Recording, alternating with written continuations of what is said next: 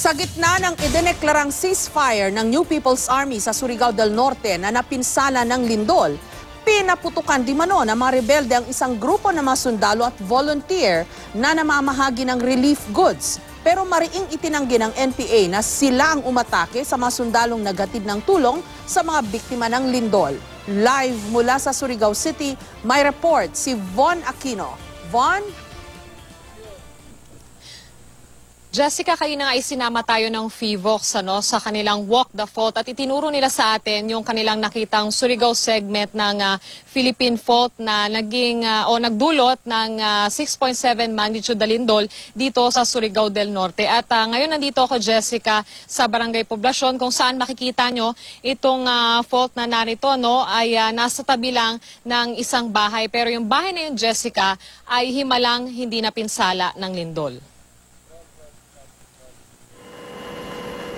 Sa gitna ng pagbango ng mga Surigao noon mula sa magnitude 6.7 na lindol na tumama sa probinsya ng Surigao del Norte, nagdeklara ng pansamantalang unilateral ceasefire ang mga rebelding New People's Army o NPA sa Northeastern Mindanao Region.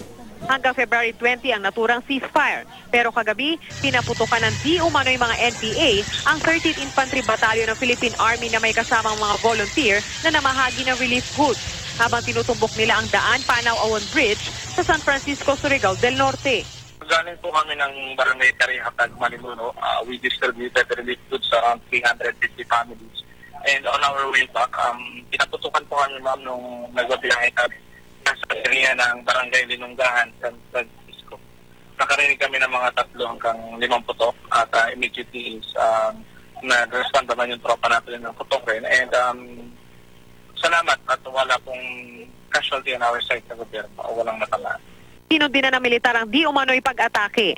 Anila, niloko lang daw ng NPA ang taong bayan nang paputukan nila ang tropa ng mga sundalo at ilang volunteer na namahagi ng relief goods. Tama lang daw ang desisyon ng militar na maging alerto sa posibleng mga pag-atake habang rumiresponde sa mga biktima ng lindol. Pumwelta rin ang Malacanang. Ayon kay Presidential Spokesperson Ernesto Abella, imbis na magbigay ng dahilan ng NPA para lalo silang ituring ng gobyerno na teroristang grupo, dapat daw ay gumagawa sila ng paraan para muling pagkatiwalaan ang kanilang hanay. Pero ang di umano'y pagpapaputok na ito, maring itinanggi ng NPA.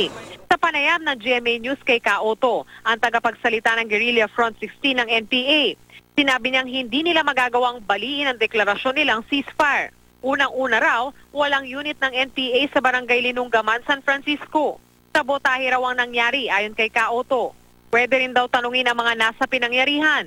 Samantala, patuloy ang isinasagawang inspeksyon ng FIVOX sa Surigao del Norte. Tinukoy ng FIVOX na bahagi ng Philippine Fault Surigao segment ang mga bitak sa lupa sa Sitio Cabugwason, Barangay Ipil, Surigao City at Barangay Poblacion sa bayan ng San Francisco. Ang nahating Anaw-Awon Bridge, tinaraanan din ng fault. Itong bridge na to, naapektuhan na siya ng ground shaking, naapektuhan na siya ng fault, at pwedeng yung pier nito malalambot. May nakita ring fault kung saan nagkaroon ng sand boil o yung paglabas ng buhangin mula sa ilalim ng lupa dahil sa pressure na lindol. Ayon sa FIVOX, ang Philippine Fault ay mahigit 1,200 kilometers na dumadaan mula Northern Luzon, Visayas at Eastern Mindanao. Jessica, kanina nga ay dumating sa Surigao City Hall si NDRRMC Undersecretary Ricardo Halad. At kanina siya ay nag-ikot sa Surigao City upang makiramay doon sa isa sa mga namatay sa paglindol. Samantala, Jessica, problema pa rin yung supply ng tubig sa Surigao City. Jessica? Von, paano nangyari na nagpaputok di mano ang NPA? Gayong nauna rito nagdeklara ng ceasefire, di ba? Jessica, yun nga din yung katanungan sa isip ni Lieutenant Ryan Layug, na miyembro ng 30th IB. Ayon sa kanya, bakit naman daw sila papuputukan kung yung NPA ay nagdeklara ng ceasefire doon sa mga lugar na naapektuhan nga ng paglindol. Pero ayon sa kanya, talagang kinukundina nila yung ganitong aksyon dahil sa panahon ngayon, dapat nagtutulungan daw ang lahat para matulungan nga yung mga Surigao na makabangon mula dito sa lindol. Jessica? In the meantime, ano na ang plano? Meron na bang napag-uusapan na plano dito sa napakalaking tulay, no? Itong Anaon Bridge? Meron na bang concrete plans ang gobyerno? Kasi mukhang major na daanan ito eh. Paano kaya? Nakikita ko sa video parang baba, akyat, baba ulit, akyat uli yung mga residente. Ba hindi ito madali?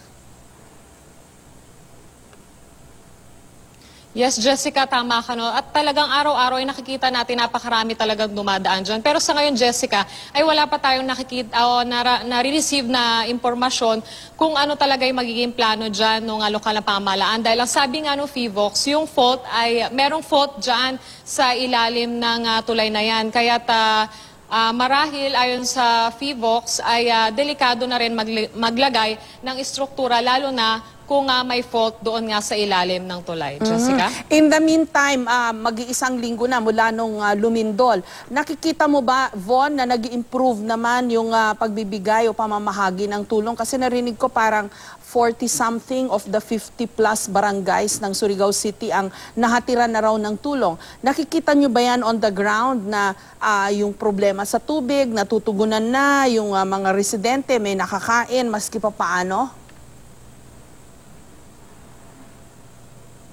Jessica, kapag nag-iikot tayo, meron naman tayong nakikitang kundi mga trucks yung mga naghahatid talaga ng mga tubig, ng mga pagkain doon sa mga tao. No? Pero ginawa kasi nilang centralized yung pagbibigay ng tulong, lalong-lalo na doon sa mga barangay. Ang nagiging proseso ngayon, Jessica, pupunta yung mga taga-barangay doon sa City Hall at sila yung magkiklaim ng mga tulong na ibibigay ng lokal na pamahalaan doon sa kanilang mga constituents. Ano? Pero alam mo, sa mga susunod na araw, talagang titignan natin, obserbahan natin kung talagang nag-improve na yung pagbibigay ng ayuda ng lokal na pamahalaan. Jessica? Kasi isa yan sa mga learning natin sa Yolanda, no? Parang ilang araw na, parang wala tayong masyadong nakikitang tulong on the ground hanggang sa nagpoprotesta na, nagkakaroon na ng anarchy dun sa syudad ng Tacloban dati. Dito sa Surigao, Harinawa, hindi naman aabot sa ganyang punto, lalo na yung problema nila sa tubig na sira yung kanilang water system, napaka-importante pa naman na maiinom, di ba?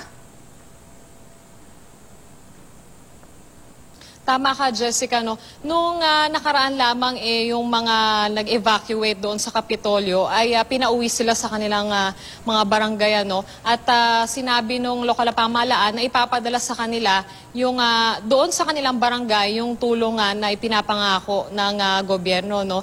At doon naman sa mga barangay na pinupuntahan namin, Jessica, totoo na talagang merong nagrereklamo pa rin dahil wala raw silang nare-receive na mga rasyon ng tubig. Ano? Pero doon naman sa ibang bahagi ng barangay na yon, for example, yung Sabang Tres, Jessica, na napuntahan namin, may bahagi na nabibigyan, may mga bahagi din na talagang yung mga tao doon ay naiinip doon sa pag-arasyon ng tubig sa kanila. Jessica? Okay, maraming salamat sa iyo, Von Aquino.